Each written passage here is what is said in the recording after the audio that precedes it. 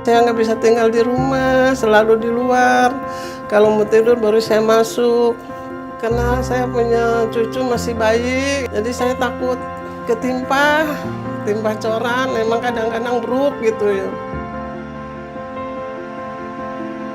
Tentu kalau surat itu terblokir juga kan tidak bisa diapa-apain, baik untuk jual beli, orang ingin balik nama, ingin apa kan terganjal.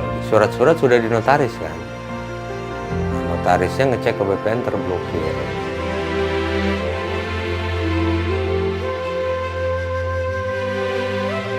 Kita bernegara, kita berbangsa, tujuannya harus kita faham dan kita mengerti, yaitu untuk mencapai suatu kehidupan yang layak dan yang baik untuk rakyat kita.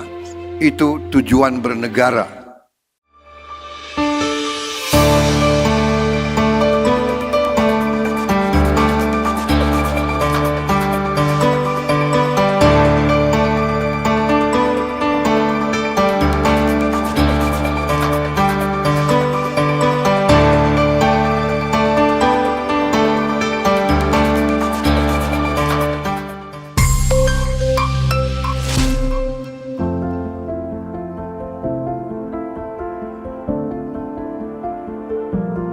Semenjak ditinggal suami 16 tahun yang lalu, ditinggalkan anak 6, belum ada yang mapan satupun, masih pada sekolah. Pekerjaan ibu cuma bisa mengurus cucu yang yatim, ditinggal ibunya meninggal.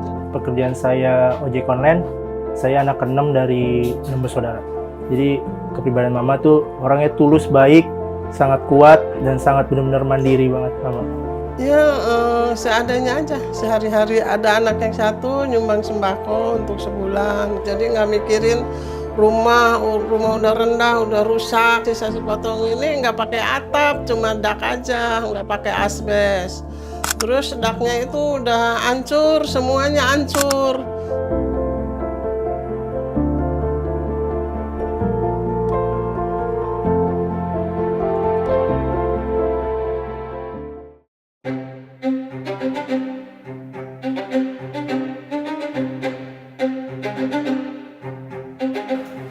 Jadi ceritanya pada tahun 2022 Pak Hendra digugat oleh kerabat jauhnya. Kebetulan istrinya Pak Hendra itu satu alma mater dengan saya. Nah pada saat reunian dia cerita meminta bantuan. Ya karena pertemanan kan, karena ya Pak Hendra juga dalam keadaan sakit, karena dia kan pensiunan, kena stroke kan. Nah setelah melalui proses, gugatannya di NO dan kami dimenangkan oleh pengadilan. Kemudian karena pada saat itu proses gugatan, pihak tergugat itu melakukan pemblokiran sertifikat Pak Hendra di BPN Jakarta Barat.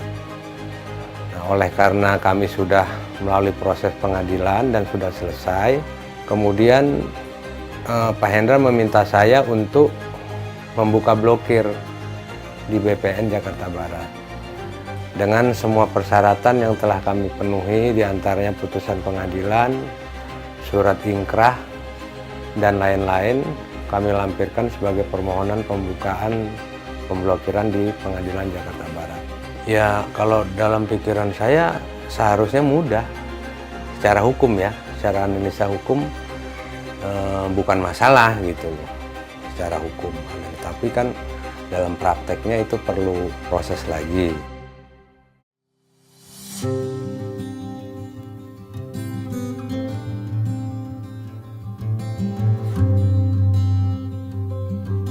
Pertamanya ibu itu ya kan suka kalau HP-nya cucu lagi nganggur, ibu tuh suka buka scroll TikTok gitu ya. Zaman dulu setahun yang lalu tuh, setahun lebih lah, Ada program Mas Wapres katanya. Ibu yakin di situ ya. Kata ibunya mungkin ini harus jalannya ke sini. Awalnya sih agak sedikit ragu kan, karena kemarin tuh langsung mama pas daftar gitu, ya udahlah berdoa aja kata mama gitu. Iya mah kalau emang jalannya mah pasti dapat. Dan akhirnya saya punya inisiatif pada saat itu ada semacam aplikasi online pengaduan Mas Wapres. Kemudian saya coba melakukan pengaduan. Ya waktu itu saya dijadwalkan untuk datang hari apa itu ya. Kemudian saya datang ke sana. Kemudian suruh buka aplikasinya itu kan. Ada prosesnya sampai di mana gitu. Kemudian coba nanti Bapak buka lagi 1 minggu lagi atau 2 minggu gitu ya. Nah kemudian setelah 2 minggu saya buka lagi aplikasi itu, sudah diproses, sudah diteruskan gitu. Pelayanan di sana sangat baik, semua ramah, baik, perhatian, sama ibu-ibu juga dituntun, ibu juga dikasih arahan begini. Baik, layanannya ya melayani gitu loh. Apa keluhan masyarakat,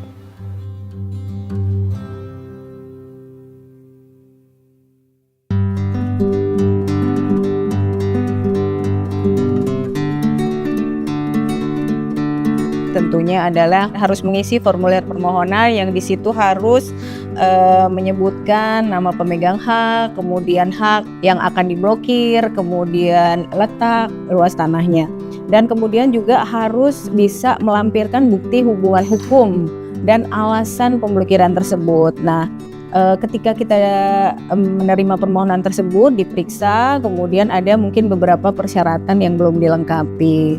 Tentunya juga kalau ada blokir terkait gugatan atau putusan pengadilan, tentunya juga biasanya melampirkan surat gugatan tersebut. Dan untuk membuka blokir, mereka harus melampirkan putusan pengadilan dan harus ada surat keterangan inkrah dari pengadilan tersebut. Jadi masyarakat boleh datang ke kantor pertanahan, kemudian nanti akan mendaftarkan di Pramusapa kami, nanti akan diarahkan untuk ke loket permohonan blokir.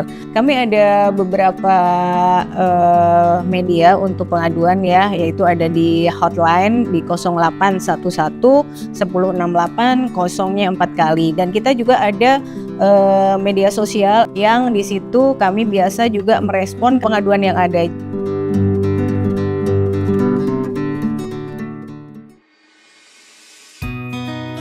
ya memang nggak lama dari itu, seminggu suratnya bener datang sih dari BPN, surat pembukaan blokir. Setelah suratnya itu datang ya saya berikan, ini surat, artinya sudah catatannya sudah bersih, di ini sudah nggak ada blokir. Ya tentu sangat bermanfaat lah. Terus dia langsung dibersihkan, rumahnya dikosongkan, udah kosong, langsung datang bangun. Katanya ibu ada bantuan buat ngontrak, cari aja buat nyimpen perabotan sementara, paling juga 1 bulan katanya gitu. Katanya udah ibu nggak usah repot-repot, nggak usah nyiapin apa-apa, nggak usah katanya ya, ngetukang-tukang nggak usah, udah kami tanggung semua. Ibu bangga sekali, senang sekali, luar biasa punya rumah sebagus ini sekarang. Nggak nyangka ibu juga ya.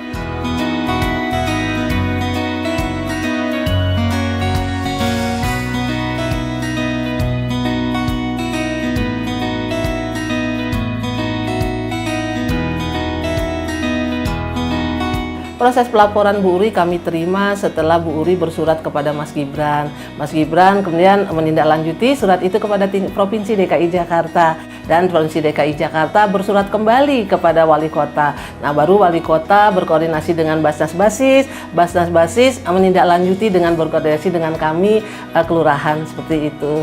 Langkah yang kami lakukan adalah membuatkan surat keterangan tidak mampu dan melakukan pengecekan administrasi apakah surat yang dimiliki oleh Bu Uri itu bersertifikat atau tidak. Kondisi Ibu Uri Kurniasih memang kurang mampu dalam membedah rumahnya.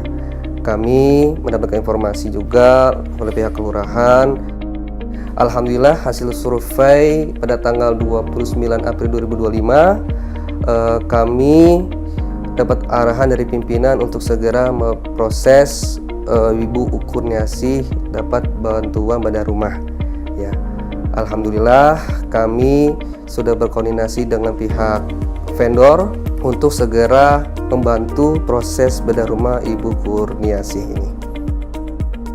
Sumber dana pengumpulan Basnas Masjid Jakarta Utara diantaranya adalah para ASN di lingkungan pemerintah Provinsi DKI Jakarta, khususnya di Jakarta Utara, para masyarakat, para pengusaha maupun CSR, dan juga para rekan-rekan mitra kami untuk bisa membantu pengumpulan ZIS ini, yang mana hasil pengumpulan ini kita salurkan kembali kepada masyarakat yang memang sangat membutuhkan. Untuk penerima manfaat dari zakat infak sodako ini memang ada beberapa kategori, yang mana sumber dana untuk zakat itu memang sesuai dengan asnafnya yang ada 8 golongan itu ya. Namun ada dari sumber infak yang memang infak ini ataupun sodako memang sangat fleksibel. Memang Ibu Kurniasih ini kan agama Muslim, kami mengeluarkan dananya itu melalui pos anggaran infak dan sedekah. Jadi untuk kami bisa membantu Ibu Kurniasih untuk dalam program bedah rumah ini. Ibu mengucap syukur dan terima kasih Pak Presiden, Pak Prabowo, terima kasih juga Mas Wapres, Pak Gibran, terima kasih karena rumah Ibu udah bagus, cucu Ibu juga yang balita aman, Ibu juga tenang. Tadinya Ibu yang udah sakit-sakitan, sekarang Ibu jadi sehat lagi, Pak. Terima kasih juga sama Basnas, Basis ya, telah membantu Ibu. Dibantu sepenuhnya. Terima kasih Pak Prabowo dan Mas Wapres Gibran atas programnya. Sangat membantu dan sangat layaklah rumah saya untuk ditinggali.